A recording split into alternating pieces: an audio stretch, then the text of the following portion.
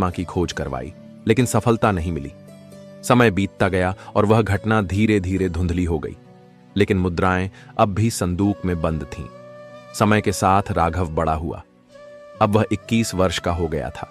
तभी एक दिन वह एक गंभीर बीमारी की चपेट में आ गया। उसका इलाज बहुत महंगा था। हरि की सारी जमा पूंजी खर्च हो चुकी थी। तभी हरि ने निश्चय किया, हम हरिद्वार चलते हैं। हरि, राधा और राघव हरिद्वार पहुंचे। वहां की ठंडी हवाओं ने हरि के मन में एक अजीब डर भर दिया।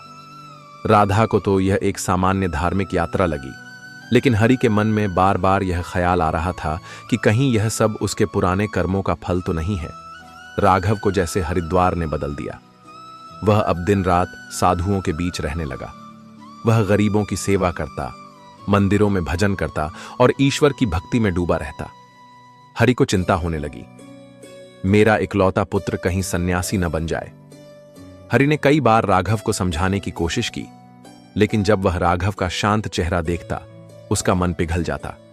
उसे लगने लगा, क्या यह सब भगवान की इच्छा है? एक दिन संध्या के समय जब हरिभजन संध्या से लौट रहा था, तो उसने देखा एक बूढ़ा साधु मंदिर के बाहर बैठा था। उसके हाथ में वही लाल कपड़ा था जैसा हरि ने वर्षों पहले स्वर्ण मुद्राएं बांधने के लिए इस्तेमाल किया था। हरि का मन कांप गया। उसने जाकर साधु से पूछा, महाराज, क्या आप वह महात्मा हैं जो कुछ वर्ष पहले इस मंदिर में सेवा कार्य कर रहे थे? साधु ने शांत स्वर में कहा, मैं वही हूं। तुम्हें बहुत समय लग गया आने में। हरि की आंखों से आंसू बहने लगे। वह महात्मा के चरणों में गिर पड़ा और कहा, मुझे क्षमा कर दीजिए, मैंने बहुत बड़ा पाप किया था। यह लीजिए वही स्वर्ण मुद्राएं जो मैंने चुराई थीं। महात्मा मुस्कुराए और बोले, वत्स, तुमने तो पहले ही अपना पाप स्वीकार कर लिया था। सच्चे हृदय से किया गया पश्चाताप ही सबसे बड़ा प्रायश्चित होता है। हरि के हृदय का बोझ उतर गया। वह बहुत हल्का महसूस करने लगा। राघव अब पूरी तरह ठीक हो चुका था और उसने निश्चय किया कि वह भी सेवा और भक्ति की राह पर चलेगा। इस तरह महात्मा का आशीर्वाद हरि और उसके परिवार के जीवन में फिर से प्रकाश भर गया। जो गलती कभी हुई थी, उसका पश्चाताप और सुधार जीवन को फिर से सुंदर बना गया।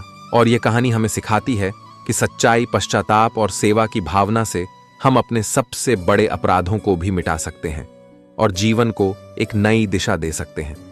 एक दिन राघव अपने घर से बाहर निकला और गंगा नदी की ओर चल पड़ा। चलते चलते रास्ते में उसने एक बूढ़े व्यक्ति को बहुत जोर जोर से रोते हुए देखा। राघव तुरंत उनके पास गया और पूछा, बाबा, आप रो क्यों रहे हैं? बूढ़े व्यक्ति ने अपनी आंखें पोंछते हुए कहा, बेटा, क्या बताऊं, कहते हुए शर्म आती है, लेकिन अगर तुम सच में जानना चाहते हो तो सुनो। मैं गंगा जी में डूबकर अपने जीवन को समाप्त करने जा रहा हूं। यह सुनकर राघव चौंक गया। उसने पूछा, महाराज, ऐसा क्या हुआ जो आप इतनी बड़ी गलती करने जा रहे हैं? बूढ़े व्यक्ति ने गहरी सांस लेते हुए कहा, बेटा, मैं एक व्यापारी था, लेकिन व्यापार में भारी घाटा हो गया।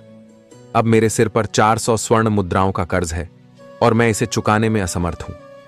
राघव कुछ देर के लिए चुप रहा, लेकिन उसकी चुप्पी ही उस बूढ़े व्यक्ति के लिए एक उम्मीद बन गई। फिर राघव ने गंभीर स्वर में पूछा, महाराज, आपको कितने धन की जरूरत है? बूढ़े व्यक्ति ने धीरे से कहा, 400 स्वर्ण मुद्राएं। राघव ने बिना समय गंवाए कहा, आप चिंता ना करें, यहीं गंगा तट पर मेरी प्रतीक्षा करें, मैं अभी लौट कर आता हूं। बूढ़े व्यक्ति ने राघव को आशीर्वाद दिया और कहा, पास ही मेरी एक धर्मशाला है, वहीं आ जाना।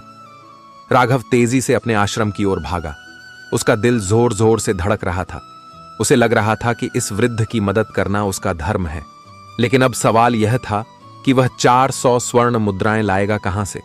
जब वह आश्रम पहुंचा तो देखा कि उसके माता पिता बाहर गए हुए थे।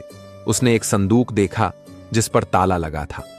थोड़ी देर सोचने के बाद उसने एक पत्थर उठाया और ताले पर मार दिया। ताला टूट गया। राघव ने कांपते हाथों से संदूक के अंदर खोज शुरू की। उम्मीद की एक किरण बाकी थी। तभी उसकी नजर एक लाल कपड़े पर पड़ी।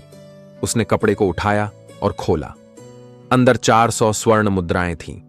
उसका चेहरा खुशी से खिल उठा, लेकिन उसे यह नहीं पता था कि ये वही स्वर्ण मुद्राएं थीं जो उसके पिता हरि ने एक महात्मा से चुराई थीं। राघव ने मुद्राओं को अपने वस्त्र में संभाल कर रखा और तेजी से गंगा तट की ओर दौड़ पड़ा। वहां बूढ़े बाबा अब भी बैठे थे। उनकी आंखें किसी की राह देख रही थीं।